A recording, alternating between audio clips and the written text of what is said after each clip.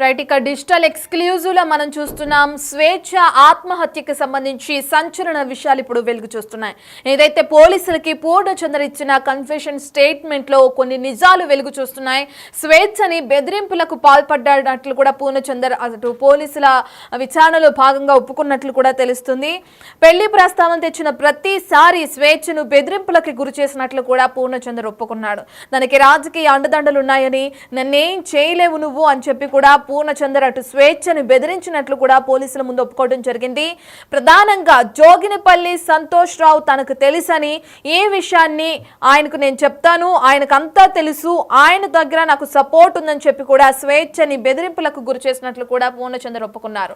ఇంతకు ముందు వివాహమై ఉన్న స్వేచ్ఛని నీ భర్తకు విడాకులు ఇచ్చేసాయి, నేను పెళ్లి చేసుకుంటానని మాయ మాటలు చెప్పి నమ్మించిన పూర్ణచందర్ విడాకులు తీసుకుని వచ్చిన తర్వాత పెళ్లి చేసుకోకుండా ముఖం చాటేశాడు. ఇక దీంతో మనస్తాపానికి గురైన స్వేచ్ఛ ఆత్మహత్యకి పాల్పడింది. ఇక ఇదే స్టేట్మెంట్ ని అటు పోలీసుల ముందు ఇచ్చినట్లు కూడా పూర్ణచందర్ ఇప్పుడు మనకి తెలుస్తుంది. అయితే ప్రాథమిక సమాచారం ఆధారంగా మెయిన్ పాయింట్ స్వేచ్ఛ ఆత్మహత్య చేసుకోవడానికి కారణం ఏదైతే పూర్ణచంద్ర ఇచ్చిన ఫేక్ ప్రామిసెస్ వల్ల మనస్తాపానికి గురై ఆత్మహత్య చేసుకోవటం ఒకటైతే, పూర్ణచంద్ర ప్రధానంగా బెదిరింపులకు పాల్పడ్డాడు అనేది కూడా ఇప్పుడు తెరపైకి వస్తుంది. పూర్ణచంద్ర ఇచ్చిన స్టేట్మెంట్ లో అదే విషయాలు వెలుగు చూసినట్లు కూడా మనం చూస్తున్నాం. ఏదైతే రీసెంట్ గా వీళ్ళిద్దరు కూడా అరుణాచలం ట్రిప్ కి వెళ్ళినప్పుడు కూడా ఇద్దరు అక్కడికి వెళ్ళి వస్తున్న సమయంలో కూడా ఇద్దరి మధ్య వాగ్వాదం జరిగింది. వారం కిందట అరుణాచలం వెళ్ళొచ్చిన ఇద్దరు తిరిగి వస్తున్న సమయంలో మళ్ళీ గొడవ పడడం జరిగింది. పెళ్లి చేసుకునేది లేదు అని పూర్ణచందర్ స్వేచ్ఛకి తేల్చి చెప్పడం జరిగింది. ఇక ఆ బాధని తట్టుకోలేక ఒక పక్కన ఉన్న భర్తకి విడాకులు ఇచ్చి రావాలి అని చెప్పి కూడా ఎంతగానో ఫోర్స్ చేసిన పూర్ణచందర్, బెదిరింపులకు పాల్పడ్డ పూర్ణచందర్ విడాకులు ఇచ్చి వచ్చిన తర్వాత పెళ్లి చేసుకోను అని ముఖం చాటేయడంతో స్వేచ్ఛకి ఒక్కసారిగా మనస్తాపానికి గురై ఏం చేయాలో తెలియక ఆత్మహత్య చేసుకున్నట్లు కూడా పోలీసుల నిర్ధారణకు వచ్చారు. ఇక పూర్ణచందర్ ఇచ్చిన స్టేట్మెంట్ లో భాగంగా, నేను స్వేచ్ఛని బెదిరింపులకి పాల్పడ్డాను, బెదిరించాను కాబట్టే తను భయానికి గురైందని కూడా చెప్పుకోవచ్చు. ఒక విధంగా మనస్తాపానికి గురై ఈ విధంగా ఆత్మహత్య చేసుకుంది అని చెప్పి కూడా పూర్ణచంద్ర తన స్టేట్మెంట్ లో పోలీసులకు వెల్లడించడం జరిగింది. అసలు పూర్ణచంద్ర స్టేట్మెంట్ లో ఇంకా ఎటువంటి అంశాలున్నాయి, ఏ విషయాల గురించి అటు పోలీసుల ముందు పూర్ణచంద్ర ఒప్పుకోవడం జరిగింది, ఈ డీటెయిల్స్ అన్ని అందించడానికి మా ప్రతినిధి సాగర్ అందుబాటులో ఉన్నారు. రైట్ సాగర్, అందరూ అనుకున్నట్లుగానే స్వేచ్ఛ మృతికి పూర్ణచంద్రే కారణం అనేది తన మాటల్లో ఒప్పుకోవడం జరిగింది. పోలీసుల ముందు ఏదైతే స్టేట్మెంట్ ఇచ్చారో పోలీసులకి, అందులో భాగంగా నేను స్వేచ్ఛని బెదిరించాను అని చెప్పి కూడా అంటున్నారు. కేవలం పూర్ణచంద్రేనా, పూర్ణచంద్ర వైఫ్ హస్తం కూడా ఇందులో ఏమనుందా? అదే విధంగా రాజకీయ అండదండలు ఉన్నాయి, నన్ను ఏం చేయలేమని చెప్పి కూడా పూర్ణచంద్ర స్వేచ్ఛను బెదిరించినట్లు కూడా తెలుస్తుంది. మరి ఆ కోణంలో కూడా విచారణ జరిగించే అవకాశం ఉందంటారా పోలీసులు? డీటెయిల్స్ ఏ విధంగా ఉన్నాయి?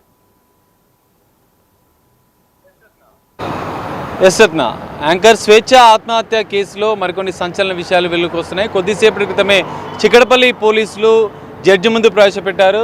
జడ్జి 14 రోజుల జ్యుడిషియల్ రిమాండ్ విధించడంతో పూర్ణచందర్ను చంచల్గూడ జైలుకు తరలించినట్లు కూడా తెలుస్తోంది. అయితే పూర్ణచందర్ కన్ఫెషన్ స్టేట్మెంట్లో మరికొన్ని సంచలన విషయాలు బయటకు వచ్చాయి.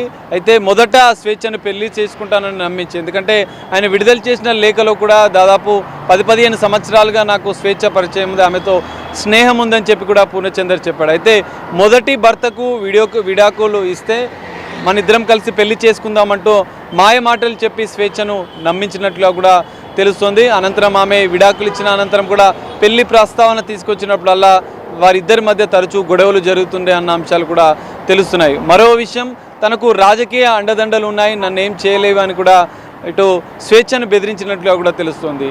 గ్రీన్ ఇండియా ఛాలెంజ్ బీఆర్ఎస్ సంబంధించినటువంటి నేత జోగిన్పల్లి సంతోష్ రావు తన వెనుక ఉన్నాడు, నేను తన వద్దే ఉంటాను, తన ముఖ్య అనుచరుడిగా ఉంటానని చెప్పి కూడా ఆయన కన్ఫెషన్ స్టేట్మెంట్లో చెప్పినట్లుగా కూడా తెలుస్తుంది. అయితే మనం చూడొచ్చు, రీసెంట్గా వాళ్ళు అరుణాచలం వెళ్ళినట్లుగా కూడా తెలుస్తుంది. పోలీసుల దర్యాప్తులో కూడా ఈ అంశాన్ని గుర్తించారు. ఇటు పూర్ణచందర్ స్టేట్మెంట్లో కూడా ఈ విషయాన్ని చెప్పినట్లుగా కూడా తెలుస్తుంది. అయితే వారం రోజుల క్రితం స్వేచ్ఛ, పూర్ణచందర్ ఇద్దరు కలిసి అరుణాచలం ట్రిప్ వెళ్ళారు. అరుణాచలంలో కొన్ని పుణ్యక్షేత్రాలను దర్శించిన అనంతరం కూడా వాళ్ళు 3 రోజుల క్రితం హైదరాబాద్కు తిరిగి వచ్చారు. అయితే ఈ ట్రిప్ ముగిసిన అనంతరం స్వేచ్ఛ తన ఇన్స్టా అకౌంట్లో ఆ ట్రిప్కి సంబంధించినటువంటి కొన్ని ఫోటోలను షేర్ చేసింది, వాళ్ళిద్దరికి సంబంధించినటువంటి ఫోటోలను. ఆమె సోషల్ మీడియా అకౌంట్లో కూడా స్వేచ్ఛ పూర్ణచందర్గా కూడా పేరుంది. ఎందుకంటే గతంలో ఏదైతే భర్తకు విడాకిచ్చిన అనంతరం కూడా ఈయన మాట ఇవ్వడంతో ఈయనే తన భర్త అని కూడా స్వేచ్ఛ పూర్తిగా సంపూర్ణంగా పూర్ణని నమ్మింది. కానీ అనంతరం పెళ్లి చేసుకోకపోవడం, అడిగినప్పుడల్లా దాటివేయడము, రీసెంట్గా అరుణాచలం వెళ్ళి వచ్చిన తర్వాత కూడా పెళ్లి ప్రస్తుతానికి సంబంధించినటువంటి మరోసారి గొడవ జరిగింది. ఆ వివాదం కాస్త మరింత పెరిగినట్లుగా కూడా తెలుస్తోంది. సోషల్ మీడియాలో మన ఫోటోలు ఎందుకు షేర్ చేసావన్న అంశం పైన కూడా ఇద్దరి మధ్య కొంత గొడవ జరిగినట్లుగా కూడా తెలుస్తోంది.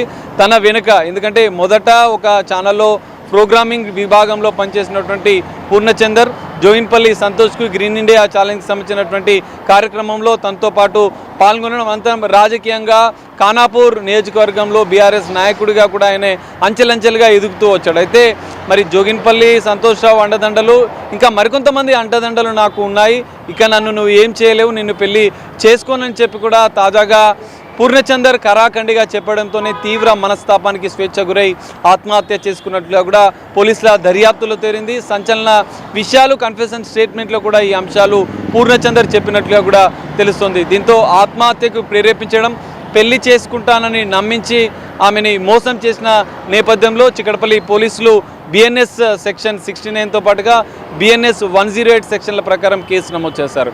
ఇదిలా ఉంటే తరచూ చిక్కడపల్లిలో ఉన్నటువంటి స్వేచ్ఛ నివాసానికి పూర్ణచందర్ వచ్చేవాడు, 1-2 రోజులు స్టే కూడా చేసేవాడని కూడా స్వేచ్ఛ కూతురు కూడా ఆమె స్టేట్మెంట్లో చెప్పినట్లుగా కూడా తెలుస్తుంది. ఇక్కడ పోలీసులు 4 స్టేట్మెంట్లు తీసుకున్నారు. స్వేచ్ఛ తల్లిదండ్రులతో పాటుగా స్వేచ్ఛ కూతురు స్టేట్మెంటు, అక్కడ చిక్కడపల్లిలో ఉన్నటువంటి స్వేచ్ఛ నివాసంలో ఉండే వాచ్మెన్ స్టేట్మెంట్ తీసుకున్నారు.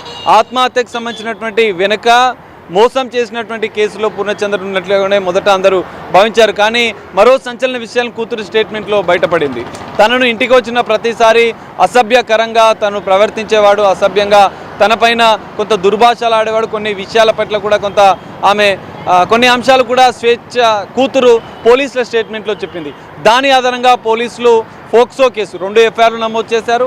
ఆత్మహత్య ప్రేరేపించిన విషయంలో 2 సెక్షన్ల ప్రకారం 1 ఎఫ్ఐఆర్ నమోదు చేస్తే స్వేచ్ఛ కూతురు ఇచ్చిన స్టేట్మెంట్ ఆధారంగా అసభ్యంగా పూర్ణచందర్ తనపై ప్రవర్తించిన నేపథ్యంలో తన కూతురు స్టేట్మెంట్ ఆధారంగా పోక్సో యాక్ట్ ప్రకారం కూడా కేసు నమోదు చేశారు. ఈ 2 కేసుల నేపథ్యంలో పూర్ణచందర్ను జడ్జి ముందు కొద్దిసేపటి క్రితమే ప్రవేశపెట్టడం, జడ్జి 14 రోజుల జ్యుడిషియల్ రిమాండ్ విధించడంతో చంచల్ కూడా జైలుకు తరలించారు.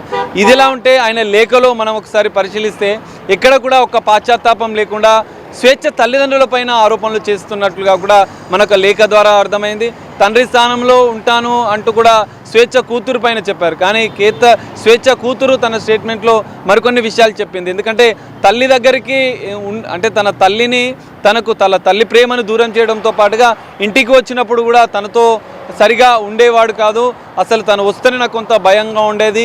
నా తల్లికి కూడా అమ్మకి ఎన్నోసార్లు నేను చెప్పాను, తాను మంచివాడు కాదు, నా మీద ఇట్లా ప్రవర్తిస్తున్నాడు, దురుసుగా ప్రవర్తిస్తున్నాడు, కొంత అసభ్యకరంగా ప్రవర్తిస్తున్నాడు అని చెప్పి తల్లికి చెప్పింది. అమ్మమ్మ తాతయ్యలకు కూడా ఇటు స్వేచ్ఛ కూతురు చెప్పింది. సో అప్పుడంతా మామూలుగానే అనుకున్నారు. కానీ స్వేచ్ఛ పూర్తిగా నమ్మింది, పెళ్లి చేసుకుంటాడని నుంచి కూడా చివరి వరకు నమ్మింది. అరుణాచలం ట్రిప్ వెళ్ళి వచ్చిన అనంతరం కూడా ఈ వివాదం పెద్దదైంది. అనంతరం గొడవ అయింది. సోషల్ మీడియాలో పోస్టులు పెట్టడం, సోషల్ మీడియాలో ఫోటోలు తాజాగా 2 రోజుల ముందు, ఎందుకంటే ఆత్మహత్యకి 1 రోజు ముందు ఆ ఫోటోలను షేర్ చేసింది, కొన్ని కొటేషన్లు కూడా పెట్టిన పరిస్థితి. సో దీనిపైన కూడా ఒక గొడవ జరిగినట్లు కూడా తెలుస్తుంది. తన భార్య కూడా ఒప్పుకోకపోవడం, పూర్ణచందర్ భార్య కూడా విభేదించడం, సోషల్ మీడియాలో పెట్టిన ఫోటోల పైన ఆమె పూర్ణచందర్ను నిలదీసినట్లుగా కూడా తెలుస్తుంది. సో ఇవన్నీ అంశాల నేపథ్యంలో స్వేచ్ఛ ఆత్మహత్య వెనుక ఆత్మహత్యను ప్రేరేపించడం, ఆమెని నమ్మించి మోసం చేసిన నేపథ్యంలో పూర్ణచందర్ పైన ఇవన్నీ కేసులు నమోదు చేసి ఎట్టకేలకు రిమాండ్కు తరలించారు. కానీ ఒక్క పాశ్చాత్తాపం కూడా లేదు పూర్ణచందర్కి.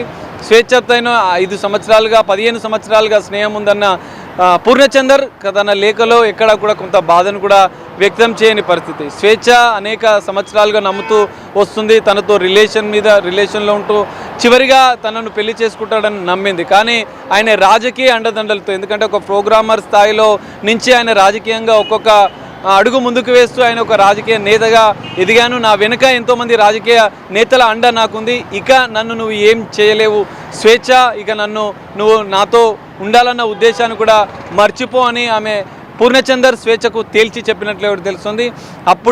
అప్పుడే స్వేచ్ఛ మనసు విరిగిపోయింది. ఇక తను నన్ను ఇంకా చూసుకోలేడు, తనతో నేను కూడా ఇక నుండి ఉండలేను నాన్న అని కూడా స్వేచ్ఛ తన తండ్రికి చివరిగా చెప్పింది. ఏదైతే ఘటన జరగడానికి 2 రోజుల ముందు కూడా తన తండ్రికి అన్ని విషయాలు బాధలను ఇక పూర్ణచంద్రతో ఉండలేను, నన్ను తీవ్రంగా మోసం చేశాడు నాన్న, నేను కూడా డైరెక్ట్గా మీ అందరితో వచ్చి మాట్లాడలేను, నేను ఆఫీస్కి వెళ్తాను, ఇక మీరు వాడితో మాట్లాడండి, ఇక వానితో ఇంకా నేను ఉండలేను అని చెప్పి కూడా స్వేచ్ఛ తేల్చి చెప్పింది. కానీ ఈ మధ్యలోనే ఒక దారుణమైన నిర్ణయం స్వేచ్ఛ తీసుకుంది. అనంతరం ఆమె తన కూతురిని అనాథ చేస్తూ ఆమె ఉరివేసుకుని ఆత్మహత్య చేసుకుంది. కానీ ఏదేమైనా పోలీసులు ఇంకా పూర్తిస్థాయి దర్యాప్తు చేస్తున్నారు. ఇప్పటికే కీలక ఆధారాలు సేకరించినటువంటి చిక్కడపల్లి పోలీసులు ఫోక్సో యాక్ట్ ఆత్మహత్యకు ప్రేరేపించిన కేసులో రిమాండ్కు తరలించారు. అయితే స్వేచ్ఛ ఫోన్లో కూడా మరికొన్ని ఆధారాలను సేకరించే పనిలో ఉన్నారు. ఎఫ్ఎస్ఎల్కి తన ఫోన్ను పంపించిన నేపథ్యంలో మరికొన్ని ఆధారాలు, ఎందుకంటే అరుణాచలంకి వచ్చిన అనంతరం కన్ఫెషన్ స్టేట్మెంట్లో అన్ని అంశాలు చెప్పినప్పటికీ ఇంకా ఫోన్లో చాటింగ్కి సంబంధించినటువంటి చివరి కాల్లో ఏం మాట్లాడాలన్న అంశాలపైన కూడా పూర్తిస్థాయి దర్యాప్తు అయితే చిక్కడపల్లి పోలీసులు చేయబోతున్నారు.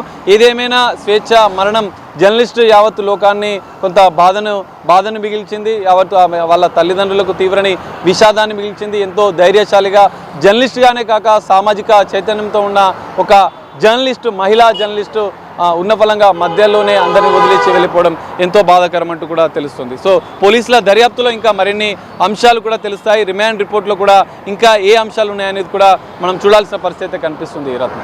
Right, thank you Sagar. Right, ఇక మనం చూస్తున్నాం స్వేచ్ఛ మృతికి పూర్ణచందర్ తానే కారణం అంటూ పోలీసుల ముందు ఇచ్చిన స్టేట్మెంట్లో భాగంగా ఒప్పుకోవడం జరిగింది. ఒక పక్కన తను రిలీజ్ చేసిన లెటర్లో స్వేచ్ఛ మృతికి నేను కారణం కాదు, తన తల్లిదండ్రుల నుంచి ఎప్పటి నుంచి దూరంగా ఉంటుంది, భర్తలతో విడాకులు అయిపోయిన తర్వాత ఎంతో డిప్రెషన్లోకి వెళ్ళిపోయింది, అవన్నీ నాతో చెప్పి బాధపడుతున్న క్రమంలో నేను దగ్గరై తనకి సంతోషాన్ని ఇవ్వాలని ప్రయత్నించానని చెప్పి కూడా లెటర్లో రాసుకొచ్చారు పూర్ణచందర్. దాని తర్వాత పోలీసుల వాళ్ళ రీతిలో ఎంక్వైరీ చేసిన తర్వాత విచారణ జరిగించిన తర్వాత అప్పుడు ఇక పోలీసుల ముందు తను ఇచ్చిన స్టేట్మెంట్లో అన్ని నిజాలను ఒప్పుకోవడం కూడా జరిగింది. స్వేచ్ఛ మృతికి తానే కారణం అంటూ కూడా తన భర్తకు విడాకులు ఇస్తే పెళ్లి చేసుకుంటానని చెప్పడం, భర్తకు విడాకులు ఇచ్చిన తర్వాత పెళ్లి చేసుకోకుండా ముఖం చాటేయడం, పెళ్లి చేసుకోమని నిలదీసిన స్వేచ్ఛని బెదిరింపులకి గురి చేయడం కారణంగానే తన మనస్తాపానికి చెంది ఆత్మహత్య చేసుకుందని చెప్పి కూడా పూర్ణచంద్ర తన స్టేట్మెంట్లో చెప్తున్నారు. స్వేచ్ఛ కూతురు ఆరోపించినట్లుగానే పూర్ణచంద్ర వల్లే తన తండ్రి చనిపోయిందని ఏదైతే తన కూతురు ఆరోపిస్తుందో దాన్ని నిజం చేస్తూ ఇప్పుడు పూర్ణచంద్ర పోలీసులకు స్టేట్మెంట్ ఇవ్వడం జరిగింది.